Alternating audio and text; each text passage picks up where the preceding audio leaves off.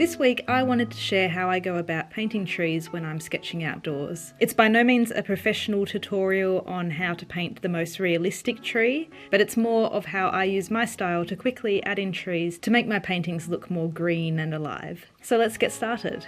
I always start with an HB pencil and I first begin by sketching out the very basic shape of the tree. When I'm doing this, I'm trying to replicate the very basic shapes of the branches and the tree canopy, but I'm not going into fine detail of drawing every individual leaf or branch. I'm just getting the idea of the tree on the page. So some of my tips at the start are to remember that when you're drawing the tree, wobbly lines are way better than straight lines. Next time when you're outside, have a look at trees and notice that the tree trunk isn't a perfect straight line in any form or fashion. There's a lot of kinks and bends in it, and you're trying to put this onto the page to give the tree more of a lifelike feel. So I hold the pencil very lightly and I'm not afraid to put in bumps or little wobbles here or there because it makes it look more realistic. It's also important to remember when you are drawing the trunk and the branches of the trees is that you will have leaves that cover the trunk in parts. So it's best to make sure that you've got some leaves that are surrounding the trunk and the branches, some that are overlapping,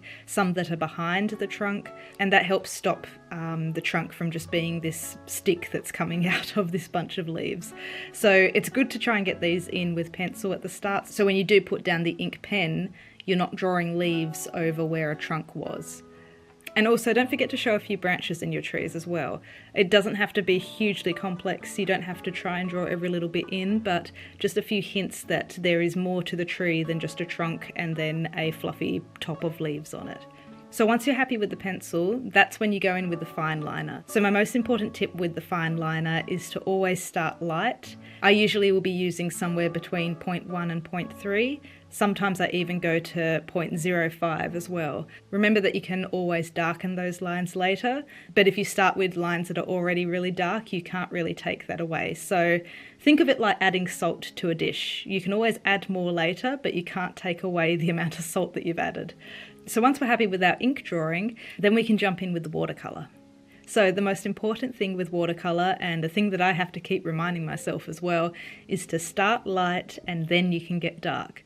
So what I mean by this is when you're looking at a tree, you'll notice that some leaves are very light because they're catching the sunlight and other ones are in the shadow, so they're very dark. What I'm doing here is trying to replicate that in my own style. So you'll see that I won't be painting the whole of the tree. I'll be leaving some bits completely blank, so you just see the colour of the page come through. That's just a stylistic choice, but the idea behind it is that those parts of the tree are very bright, they're in direct sunlight. They're so bright they're almost white, even though this paper I'm using isn't white, but you get the idea. And then you've got the mid-tones. They're the bits that I'm adding with this light wash of colour at the start. So these are the leaves that are not directly in the sun, but they're also not directly in the shade, so they're somewhere in between. Now the first wash, that's only going to include what I'm calling the highlights and the mid-tones.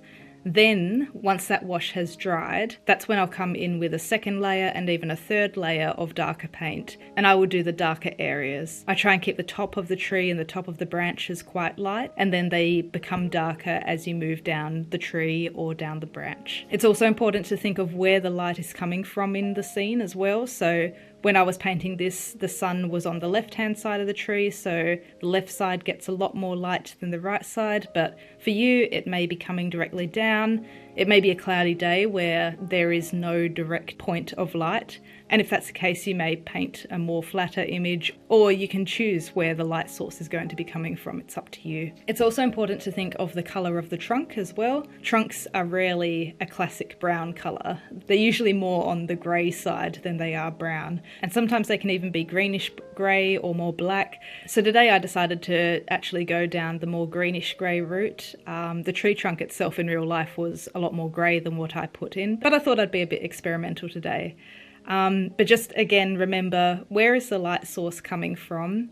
Start light, get dark, and you can always darken up the sides later. Then once all the paint's dry, you can go over the leaves again with a bit of ink if you want. So I usually do that by darkening up the bottom leaves, maybe darkening up the trunk, adding a few more lines as details. Sometimes I'll also add little circles or dots around the tree. It just makes it more interesting to look at, and it makes the tree feel like it's actively moving or there's more life to it than just a static blob on a page. And I'll draw in some bark lines on the trunk just to give it more of a sketched and shadowy type look.